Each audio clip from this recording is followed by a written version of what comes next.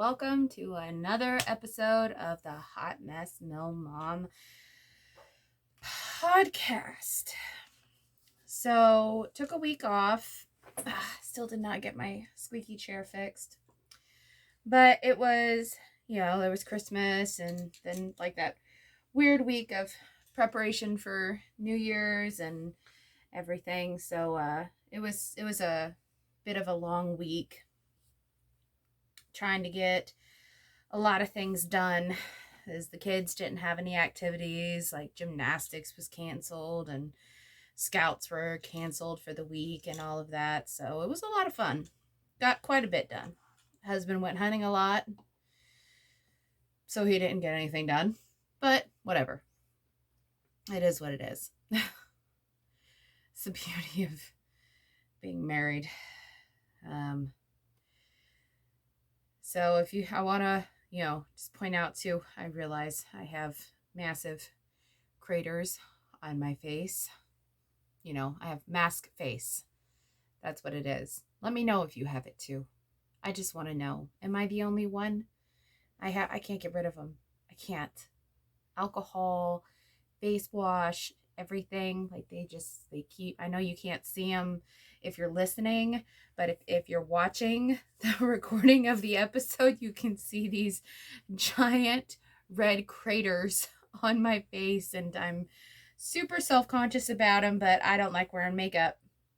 No one died. I'm not going to a wedding, and no one's asked me on a date lately, other than one random one last week. Very spur of the moment. So, and it was my husband. Don't freak out on me, okay? Slow your roll. Anywho, so let's just point out the elephant in the room, besides me. I'm joking. But I did do my hair, so it's covered by headphones. But it's a step. It's something. So, as I flip my hair and attempt to look somewhat appealing. Anyways, fuck it. So, I'm back and had quite a bit of time to sit, kind of gather some content, some topics, printed off, my planner, and set up some episodes for the future. Did a whole lot of ear binging on Crystal Prophet, who I just absolutely adore. She's a guru of sorts when it comes to podcasting, especially when it comes to solo podcasting, because that's the difficult part. I find it still very difficult podcasting when you're by yourself, because you feel a little psycho. I'm talking to myself. I'm trying to act as though I'm talking to someone else, and whether I'm staring into the camera of my phone pretending like it's someone, or I have my funny little pictures. I have pictures of my family on my wall in front of me at my desk. I have a picture of some of my comedy role models in front of me that I just absolutely adore. They just, no matter what, I look at the picture and it cracks me up. On top of it, it says, give yourself permission to suck, because that's the most true thing in the entire world. No matter what, you feel as though you're not doing very well. You feel as though it's weird, it's awkward. I'm sitting here in my closet/office, and I'm talking to my wall. I'm talking to my phone. And I'm trying my hardest not to stare at what is on my face right now. My big red pepperonis. Whew, that's difficult. But it was a week of reflection. It was a week of organizing. It was a week of binging. It was a week of education. It was a week of accomplishment. And I do feel much better for it. So now two of my 3 kids are back in school. My teenager is still home. This is her last day home. She goes back tomorrow. Thank God. So I'm also a little on edge because I keep expecting her to walk back in. I've sent her out, go venture, go ride your rollerblades, go to the backyard, go twiddle your thumbs, go kick a can, go do something other than sitting at home on your phone so I can go into my closet and talk to myself for an hour and not sound weird and not feel like you're judging me and listening to me. So that way mom can talk freely for a minute, sometimes about you kids. So it's weird also talking with my family in the house, and I don't know why I'm doing the robot arms right now, but I am. So it's very, I don't know the word for it. And I really hate saying as well, but I'm just screwing up today. You know what? Screw it. Just give yourself permission to suck, and that's what I'm doing right now. Just 5 minutes into this, and I'm sucking. For the love of God, just shoot me now. Anyways, let's just jump into this. So one of the, and I'm not a big fan of resolutions, but one of the New Year's resolutions that I gave myself was, even though I've put myself out there as not really doing my hair very often or doing my makeup, I'm not really trying to doll myself up in my videos, and I'm really trying, my blog and everything is really focusing on some of the worst parts of parenting, some of the ways that we really screw up and we really just fuck it all up sometimes. I really wanted to take it a step further. And one of those ways is, how can I make myself more comfortable when I'm doing every aspect of my goals? My goals and my dreams being this podcast, or being accomplishing my worst, which is the YouTube channel. That's my biggest fear, is YouTube. I don't like seeing myself on camera. That's my worst fear. And just doing this and putting myself on a screen is a step, but the other part was, how am I going to make myself more comfortable when I'm doing these? And one thing I never really wanted to do while I was on camera was vape. I vape. I do it. I'm okay with it. And if you're okay with it, that's great. If you're not, well, too bad. It happens. So that's one thing that you're going to be hearing me do. So if you're listening to the podcast and you do hear me pause, or you hear me take a second, it's because this hot mess mill mom needs to take a second and be more comfortable when I'm talking. And part of that is, if I am getting frustrated, if my anxiety is building up, it is probably because I just need one split second. Just 1 second. So I'm going to take a second. Don't hate me, YouTube.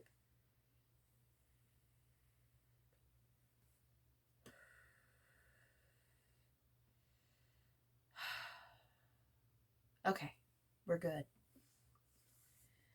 So that was my resolution, was to, no matter what, try and make myself as comfortable as possible when it comes to my goals, when it comes to my dreams, when it comes to things that I want to accomplish or make better.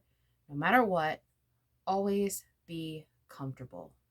No matter what anyone else thinks, no matter what anyone else feels, just be comfortable. Because if I'm not comfortable, I'm not making myself a priority. And that is a problem that I think just about any parent out there has. We don't make ourselves a priority at all. So today, that stops. Well, it probably doesn't stop. Every parent also bullshits themselves most of the time. So for right now, we're going to say for the next at least 45 minutes, I'm a priority. There you go. So for today, I wrote a piece on my blog. And this is another resolution that I hope a lot of people will make, because I see it so much, way too much. I wrote this piece, Love Shouldn't Hurt. And when I shared this article, I got a pretty decent amount of feedback on it, and it's only been up for a couple of days. So I didn't toss out. I set aside the episode I originally had planned for today, and I wanted to talk about this particular topic. Since it reached so many people, I thought it would be a good idea to go ahead and focus on this. Screaming, yelling, cussing, name calling. Everybody does it. Everybody at some point in time in their life has done this. One of those things. Maybe you do it on a daily basis. Maybe you've only done it a few times. If you're saying you haven't done it, I'm calling bullshit. 100%. You can be one of three.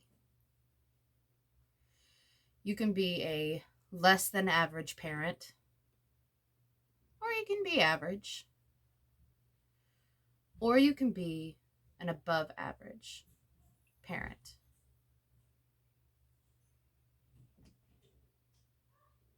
And it may just be a moment. I can hear my teenager in the background.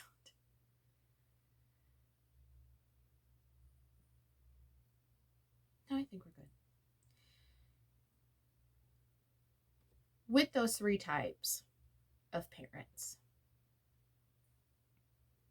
it's all about what you want for your children and what you are doing to help them become that. Do you want them to have a better life than what you have?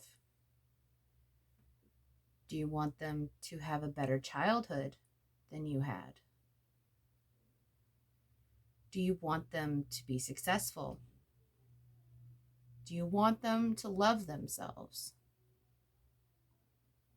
How are you helping them accomplish those goals? How are you helping them reach those points in their lives? When I was a kid, mostly my teenage years, I had a mother who was very ill. Not physically, but mentally.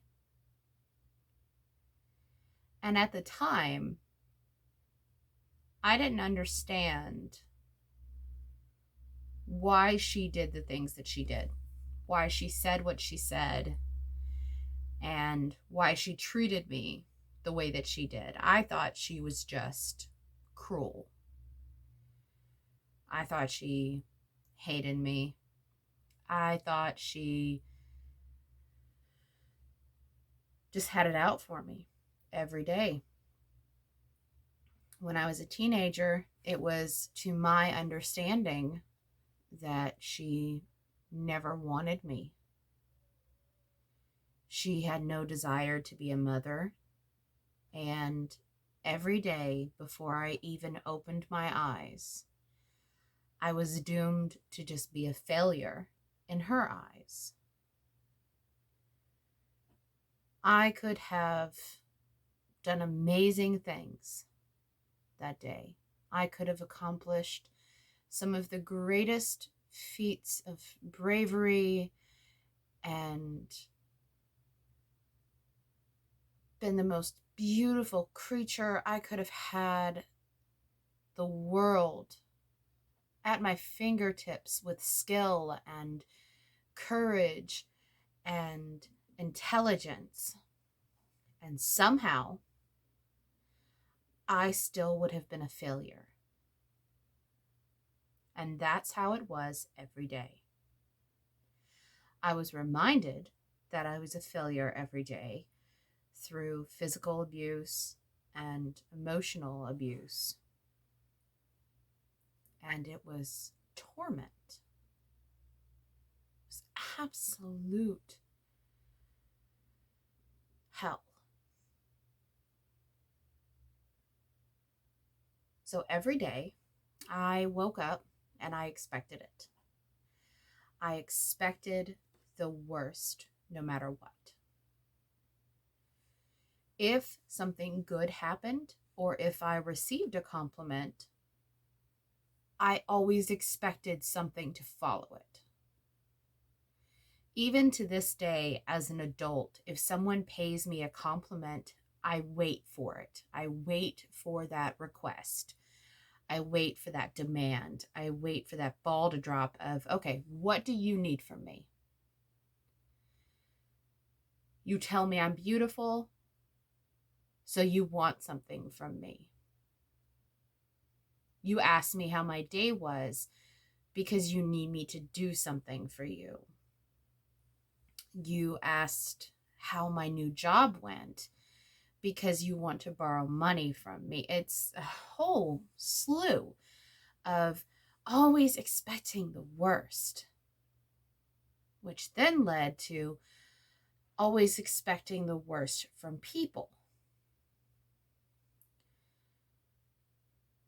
Later in my teenage years, I did try for a short while kind of a daily affirmation of, okay, no matter what she says, I'm a good person. And I tried and I tried and I tried. I would repeat it till the cows came home. No matter what, I'm a good person. I'm a good person. I'm a good person. And I would try every day to do something good or be nice to someone or just, for the love of God, stay away from my home. Just stay out of her way. If I didn't see her and she didn't see me, there was no way she could say anything to me. That's how it was. Whenever I did come home, even my own father would help make home a place where I could distance myself. He put a TV in my room so I wouldn't need to be in the living room at all. He would not make me have a screen on my window in case I needed to hurry up and get out. I didn't have to eat at the same time, so I wouldn't have to be near her, or I wouldn't have to hear her criticize how much I ate or what I was eating. He would let me eventually be in as many possible activities as I could, or go to my friend's house and stay the entire weekend, or take as many after-school jobs as I wanted, just so I could completely avoid being home. No matter what, that was the goal. Don't be at home.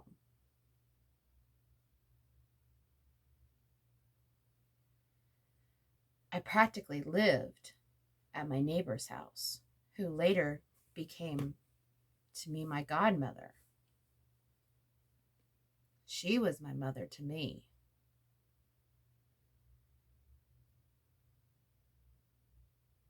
Possibly the only woman who on a daily basis reminded me that I had worth and that no one is doomed to become a failure. No one is just born a mistake.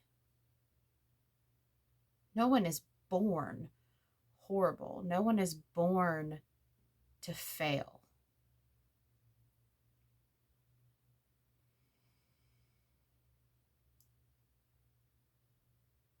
Parents don't always realize that what we say and what we do, our children are going to remember. And it's something that should just be common sense, because if you think about it, do you remember any kind of triggering moment or any kind of issue that you had with your parents? Odds are your answer is yes. So why wouldn't your children remember? I remember a lot that happened with my mother. So I try to think about that when it comes to my kids. My daily affirmation now, and has been for many years, is don't be your mom. I wake up in the morning and that's the first thing I think to myself is don't be your mother. Be your own kind of mother. Don't be your mother. Which is still not the healthiest affirmation, but so far it's working because it at least reminds me that my children are going to remember. They're going to grow up, they're going to become adults, and they're going to remember if mommy called them a horrible name. They're going to remember if mommy told them to shut the fuck up. They're going to remember if mommy told them that they were worthless. They're going to remember if mommy said all those things. They're also going to remember if mommy told them that they could do something, that they were going to do great things. If mom helped them with their homework, if mom taught them how to cook, they're going to remember if mom told them that they could be anything they wanted to when they grew up. They're going to remember that mom drove them to gymnastics or to one of their other cajillion frickin' activities. They're going to remember all of those things. They're going to remember how you support them. And they're going to remember how you tore them down, if you do. Yelling, screaming, cussing. It happens. No matter what, you're going to do it. We're all human beings.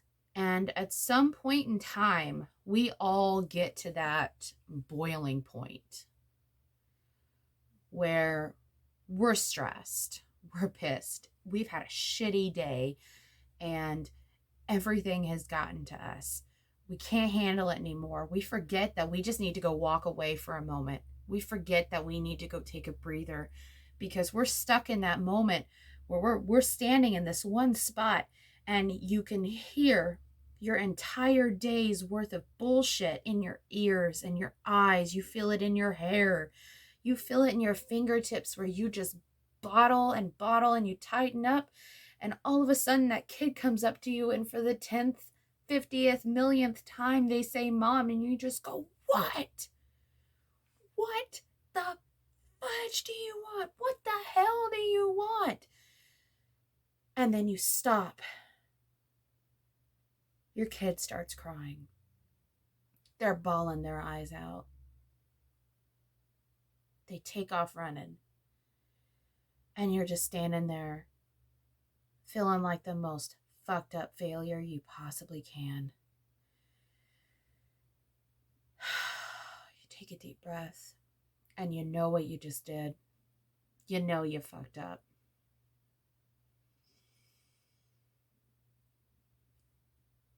So you have two choices. You either just let it fucking go, like you didn't do anything wrong,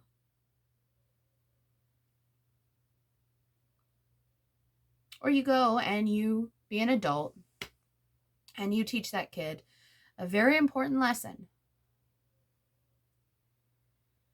That adults make mistakes too. It's not wrong to apologize to your kids. It's not wrong to look at your kids and say, look, I did something wrong. This is what I did wrong. And I am very sorry. No matter what, I am so sorry. And I love you. And I shouldn't have done that. Not, this is why I did it. I did it because you're annoying me. No, it's just, I handled it wrong. What they do wrong and what you do wrong are two separate things. So handle your separate thing like an adult. Apologize for what you've done wrong, like you expect them to apologize for what they've done wrong.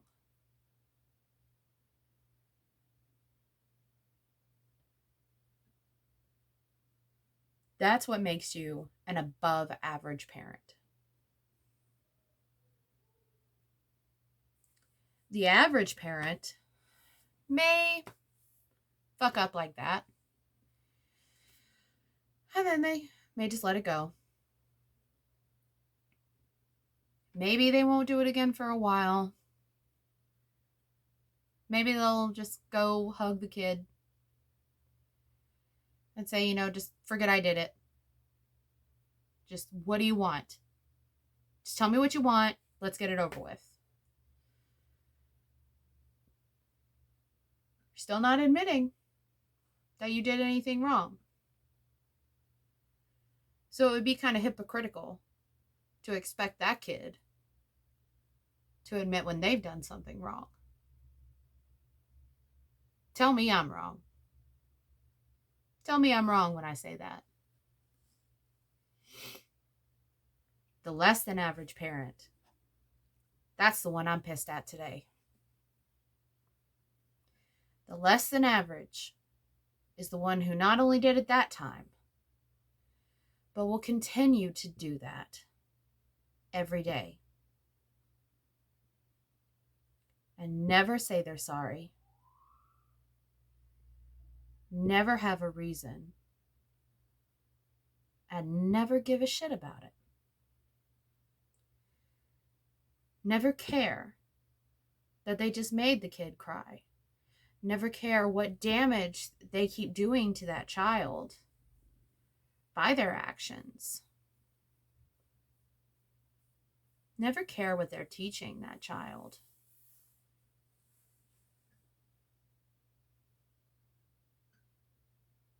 Never care that they're not taking any kind of adult responsibility.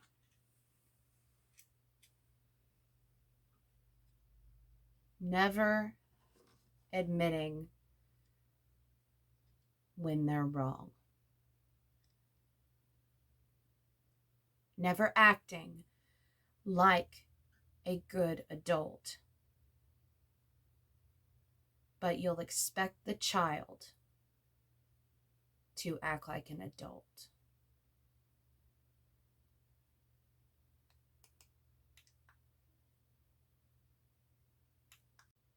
What do we do with an adult who chooses, as I'm dropping stuff, sorry.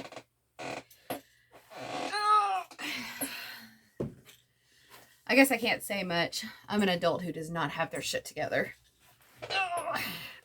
Adjust. Very unprofessional. Breaking the seriousness for a moment.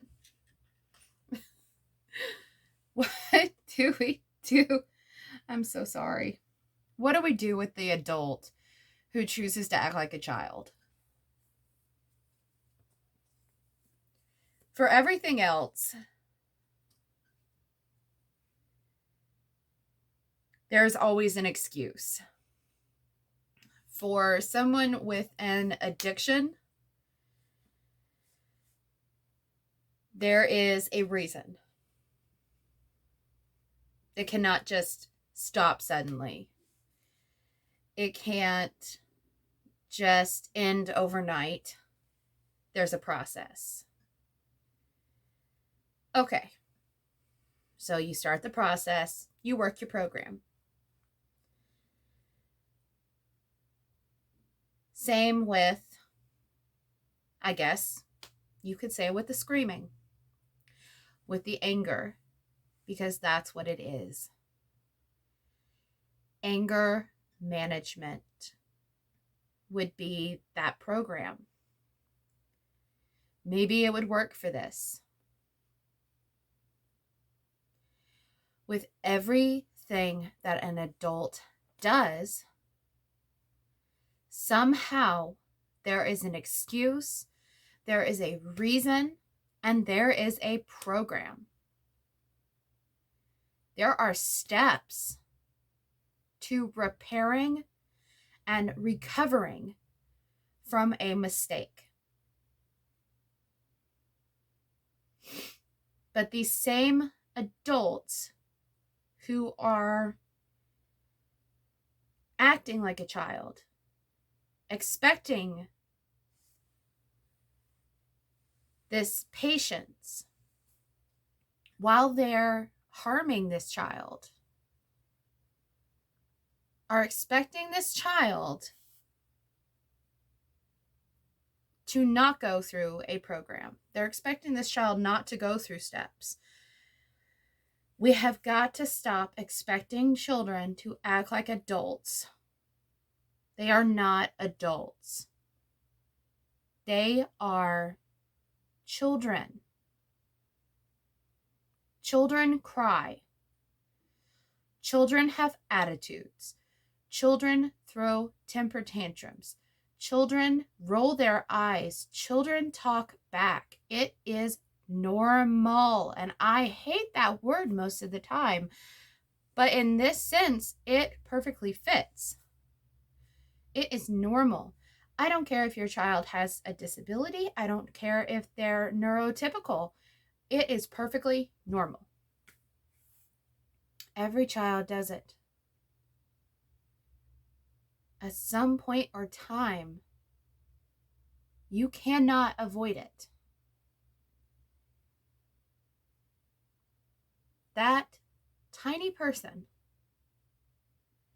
has a mind, has opinions, has feelings, has a separate heart, has everything going on. All these little neurons, everything working their little jobs in their heads, giving them, free will and speech and everything all their own. That may be somewhat the same as you, may be completely different than you. Either way, you're not always going to agree with them. They're not always going to agree with you. Your job is to discipline them. Your job is to guide them. Your job is to show patience. Your job is to show an avenue of training. Your job is to be the adult. It's to be the parent. It is to be the mentor to your child. Not the drill sergeant. Not the correctional officer. Not the Führer or whatever. Your children should not be afraid of you. They should feel honored to be guided by you. They should come to you for instruction. They should want, even when they don't want to admit it, it's, what was that show? Older show. Father Knows Best. Even though we all know moms know best. Sorry to the dads out there. Either way, the day ends each episode with somehow, guess mom was right, or I guess dad was right. Those little light bulbs going off of maybe I didn't know what was best. Maybe I should have listened to my father. I should have listened to my mother because they knew better. They knew things. God forbid they were right. We should have those kind of relationships with our children where they're able to reflect back and think, geez, they actually knew what they were talking about. And they tried helping me. They tried telling me. They tried showing me and guiding me rather than they just tried scaring the living fuck out of me. And you know what? Screw them. I'm not going to do what they said. Even if it is the right thing. I'm not doing it. Because I just want to show them. They're assholes. Why would I want to do anything they say?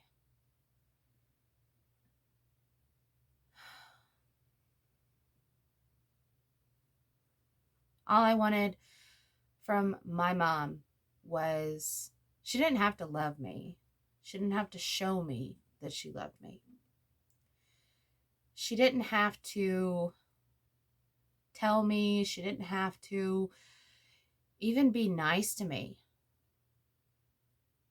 I wanted her to look happy. Every day, she followed me around if I was home, hovering over me, just nitpicking everything that I did. I can remember one specific day. We had a dishwasher. The dishwasher worked. She would not allow me to use the dishwasher because dishwashers were for lazy people, even though she used the dishwasher all the time. If you did the dishes by hand and washed them, rinsed them, and dried them and put them away all in one time, all in one sitting, then you could be proud of yourself. So she would have me wash them, rinse them, dry them, and put them away. I can remember this one day I had done my job, washed them, rinsed them, not a speck of food, nothing. The dishes were perfectly clean. And I had them in the drying rack, and I walked away for just a moment. And it's almost as though she was watching the kitchen the entire time for that perfect second that I had stepped away to run into the kitchen and say, "Why did you leave? Your job is not done." I was only gone for a second. I'm finishing my job. "Well, you did your job wrong." And I asked, "Okay, how'd I do it wrong?" She said, "Because I had left the dishes and did not immediately dry them, they were going to have water spots.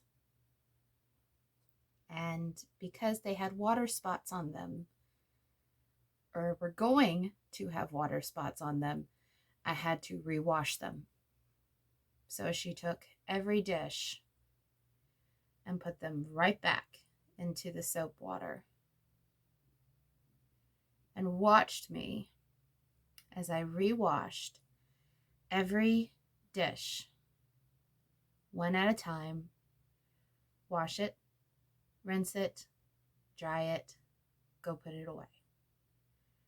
Wash, rinse, dry, put it away.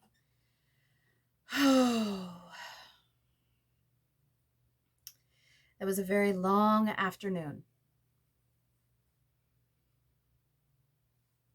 But every day, just like that moment, it never felt any different.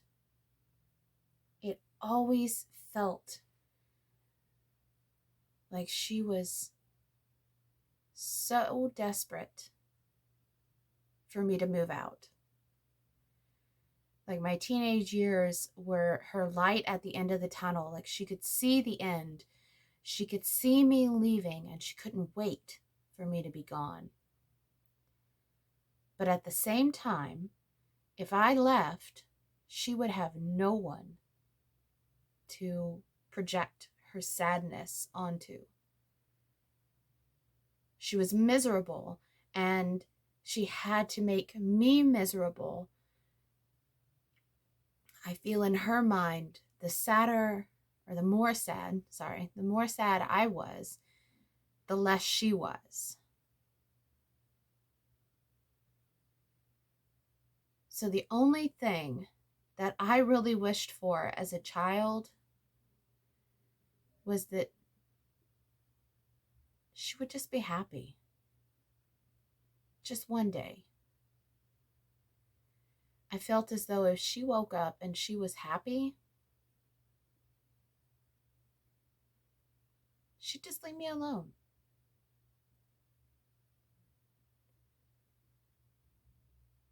When we would be out in public, she was completely different.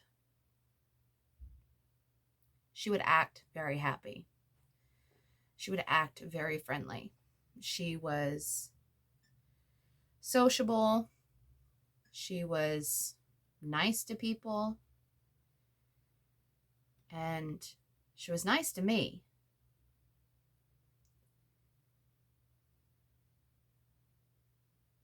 But you knew it was fake.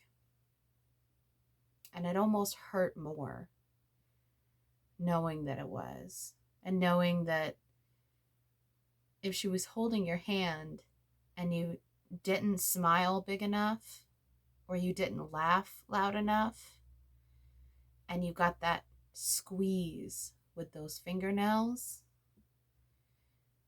you knew, oh, didn't make her happy enough. Or those eyes of, you're not doing it right. You're not playing your part right. You're not convincing enough. And that is an extremely common tool for parents, for less than average parents. Putting on that show, the pinching and the squeezing, and the eyes. Not to be confused with the disciplined eyes. We all have those mom eyes down where you don't have to yell at your kid in public, but I can sure look at them and they know that they need to put that toy down. That's for damn sure. So it's two completely different things. So don't get it twisted.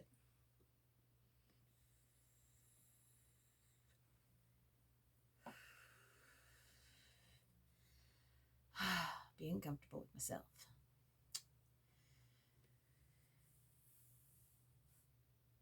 So there's a lot of reasons why you should strive to be an above average. One is the obvious. No one wants to be below average. No one wakes up in the morning and says, you know what? Today, I'm just going to be a fuck up. No one says that. And if you do, please seek help. Because, come on, you got to aspire for something. You really should. Jeez, you got to. You really need to seek some help. Come here more often. I'll make you feel normal. I'll make you feel better about yourself. Because I'm far from it. So we'll get you there. If you feel less than average, we'll just make you feel a little bit better each time.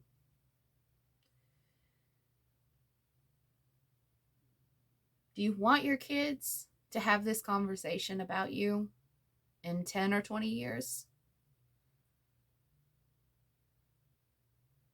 Do you want your children to look back and say, I only love my parents or my mom or my dad because I have to, or because I feel obligated to because it's a commandment? Or for them to say, no, I don't love them. I hate them. I loved my mother whenever I was younger because I felt like I had to. I love my mom now because I understand that she was sick.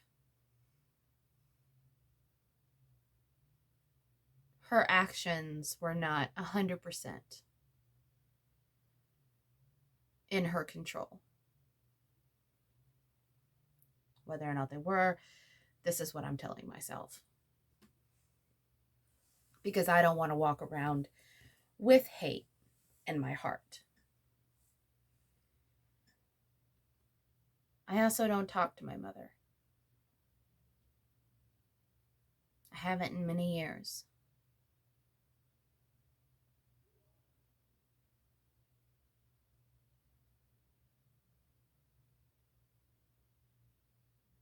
Is that what you want? You want your children that you gave life to, that you raised, put forth any kind of effort into, to just move out and be gone, disappear, resent you, hate you, ignore you?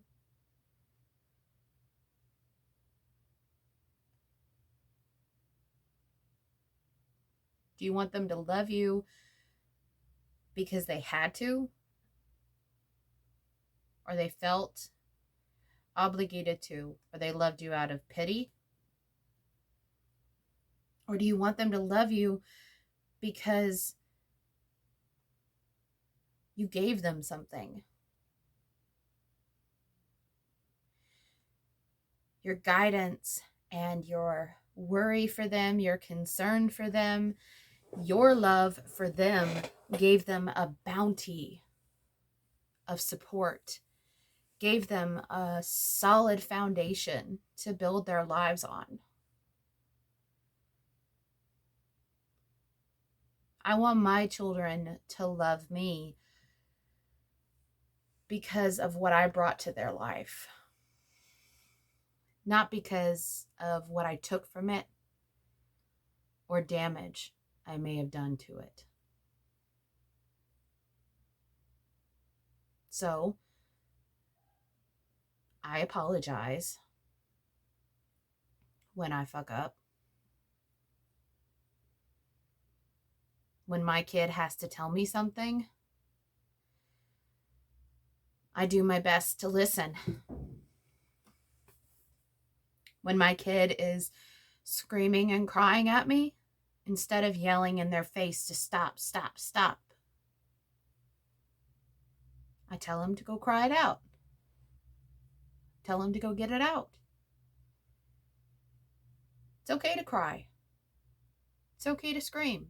I don't have to listen to it. You go do it in a safe space. You go do it in your room.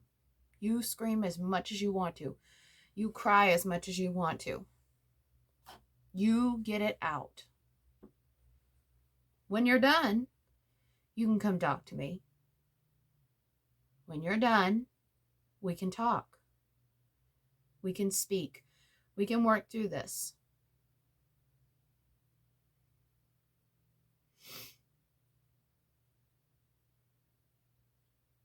I know that I'm going to have many years of them rolling their eyes. I know that because I tell them not to lie, that doesn't mean they're not going to do it again. I know that when I tell them to keep a clean room, odds are they're probably going to fuck it up tomorrow too. It happens. But instead of screaming at them and expecting them to be adults, I'm still going to wake up every day and I'm going to say for the millionth time, don't lie, clean your room, go cry it out somewhere else, then come talk to me. I'll apologize when I fuck up. You apologize when you fuck up. And when you do something wrong, you take the discipline and hopefully you'll learn something from it. And I can say that without screaming. I wouldn't take it from an adult. So why should my child listen taking it from me? Do unto others. Just because a child is a child does not mean they're not human.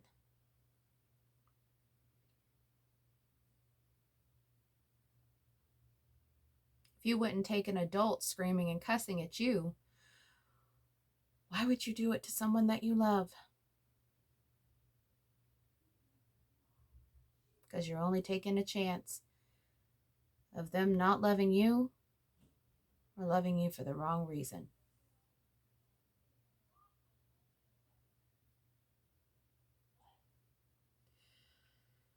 On a lighter note, let's get to something funny. Because now I'm not going to cry. You're not going to cry. We're okay. That got a little intense, like camping, but it's all right. My squeaky chair. It's okay. Do you think hamsters are sexy? Sorry. I couldn't even say it with a straight face. Oh my God. Okay. What? Ooh. Politics, money, and sex. What you do not talk about at the dinner table unless you don't want to be invited back. One of the topics is sex, but I couldn't really find a better story than this. I had to talk about this story because it was so funny and I loved it. And the only thing that came to my gutter-like mind were furries. If you're a furry, are you into hamsters? Do you love those tiny little creatures? If you've ever heard the story of a man getting a hamster stuck up his ass and having to go to the emergency room, well, you know what? He probably didn't buy it enough drinks. The reason is because a hamster can outdrink any living person. According to a psychologist I'm so not fucking kidding. Okay, just hear me out, guys. The University of Alaska, since the 1950s, they have been doing studies on hamsters, on how they consume stored sugars. They have been doing this for a long time, and they have come up with the calculation that they can consume 18 grams of alcohol per kilogram of body weight. If you love wine like I do, that's about 21 bottles of wine per day, and they still function. Like, they're not falling down the stairs. They're not running lipstick up the side of their faces. They're not bumping into walls. They're not slurring their words or whatever. No, they perfectly function as tiny little fucking rodents running around everywhere. That's a lot of alcohol. If I tried drinking 21 bottles of wine, one, I'd probably be dead, most likely. Two, no, I'm pretty sure I'd be dead. I'd have to stop there. I'd be very, very dead. The way they figured this out was also common sense. Even before they started this study, they knew it was going to be possible because of the amount of nuts and fruits that hamsters in the wild, which is also something I've never seen. I've never seen a wild hamster. The amount of nuts and fruits that they store for the winter. Tiny little hibernating hamsters.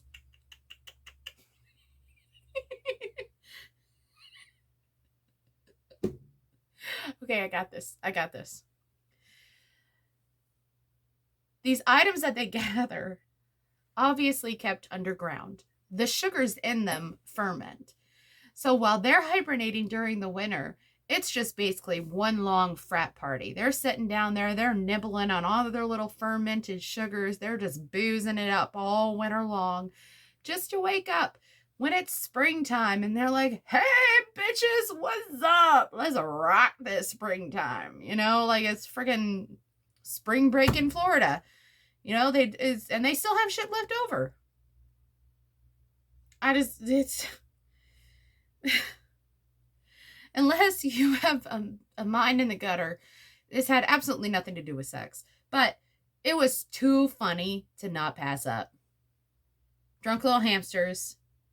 Have them on the next beer fest because you're going to win. I don't know how long it takes them to drink it, but if there's no time limit, you're going to win. So, money. I have no luck when it comes to scratch-offs. I bought the same damn scratch-off every fucking day for years when I was a bartender. It was a stupid cherry crossword puzzle. I loved it. It gave me something to do. It was cheap. And one day I did win $500. It's the most I ever won on a scratch-off. But again, I probably paid few $1,000s over many, many years just on this one $3 scratch off. This dude, 65 years old, Maryland, retired utility worker. He won the $2 million lottery for the second time.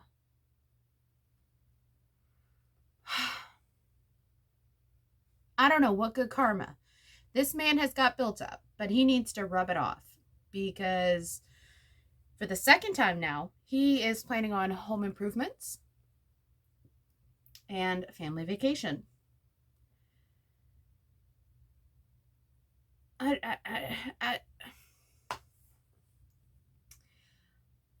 just want to get one number. Just one number. In all my years, too, seeing my dad play the Powerball and such, never more than one number. And this dude hits it twice. Seriously? Now, on to the sadder portion. Politics. Ugh. Everything today is just absolutely miserable about freaking politics. First of all, I want to point out the irony. I found this story on freespeech.org. Yet they were excited that Marjorie Taylor Greene can no longer use Twitter. A website called Free Speech is happy because someone cannot use Twitter. Think about this. Really?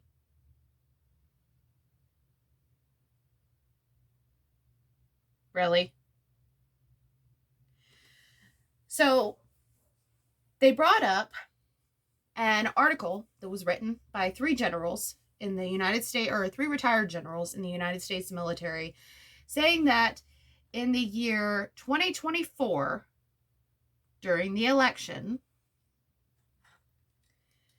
there could be a coup. So what does this coup mean for you? Sorry, couldn't help it. Absolutely nothing. It has a low probability of happening, but it could have a high impact. To me, it's complete opposite. But they are preparing with future war games focused on extremism. They base it on January 6th, on the attack, which once again is constantly still in the news. And yes, I understand. Depending on whether you're left or right, Republican, Democrat, CNN, Fox News, doesn't matter, which I still think is just absolutely horrible that the country is at the highest point of being divided.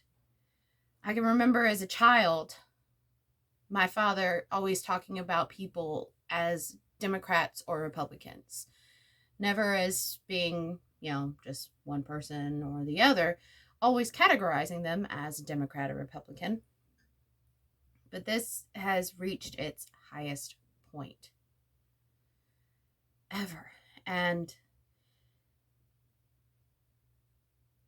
the fact that now,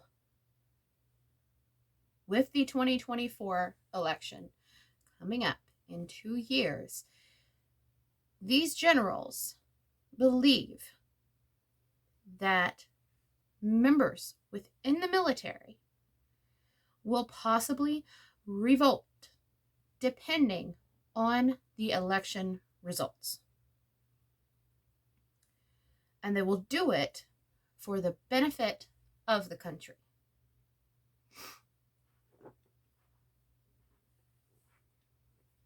But it all depends on what you think is the benefit of the country. They say this because some of the people who were involved, I'm sorry, I did not mean to do that. That's terribly embarrassing. No, it's not. It's normal. Some of the people who were involved on January 6th, who were in attendance, were military personnel, just not in uniform. Because, military people have lives. They have opinions.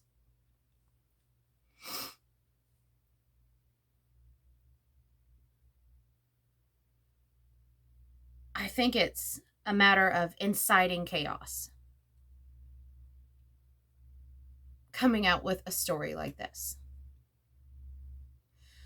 I think putting a definite note to, in 2024, this is going to happen. Your military is going to falter.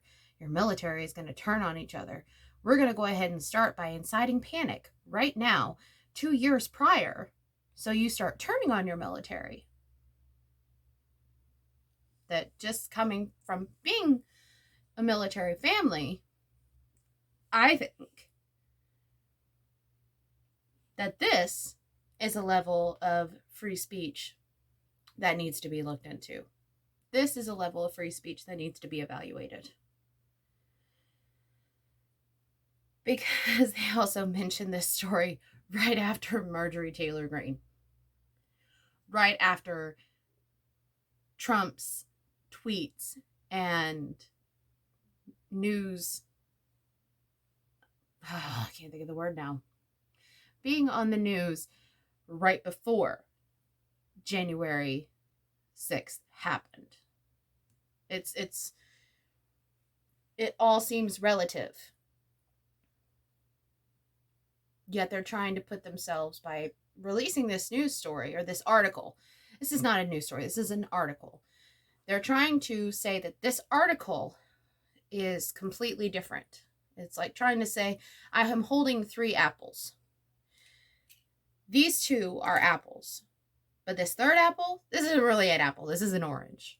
To me, it's the dumbest thing in the world. But I'm going to put the link for it in the episode description, because I want you to see it, and I want you to tell me what you think. Do you think it's stupid? Do you think it's stupid? Or do you think it's stupid? I don't know. You tell me. I thought that this was the politics-worthy story, just simply because it seemed as though it was, the pot calling the kettle black. It was... It made no sense to me. So someone please make sense of this to me. So stupid. So stupid. Anyways, my kiddo is getting restless, and I'm now pushing over an hour. I did well today. I usually start running out of things to talk about, and this topic for today, it's got a little emotional for me. I hope that talking about this had helped someone. I hoped that it brought light to someone who may have needed to hear it. One particular bit of feedback that I had gotten about the article that I had written was a mother who always was told that she was too soft on her children or too easy on her children because she didn't scream at them, because she didn't yell at them. Screaming is not necessary. I have met people in my life who don't even need to scream. They can just very plainly say words to me, and I know they mean business. So I hope that this helps someone. I know I don't have very many listeners, but maybe even in the future, if my listeners do grow, someone will be able to go back and hear this, because there's quite a few parents out there who need to hear this, and there's even more children in this world who need their parents to hear this. So hope you enjoyed this. Happy New Year to everyone. Drink one for Betty White tonight and every night. Rest in peace, honey. She knew something about this year. That's all I know. She just said, fuck it, I'm out. See ya, bitches. Oh, she was such a blessing. But I hope that this next week goes wonderful for y'all. And catch me next week. So for now, this is Hot Mess Mill Mom taking off and reminding y'all, give yourself some permission to suck. And even as a parent, we fuck up. So for today, how about a challenge? Let's apologize when we fuck up. Not just to other adults, but let's also apologize to our kids when we fuck up.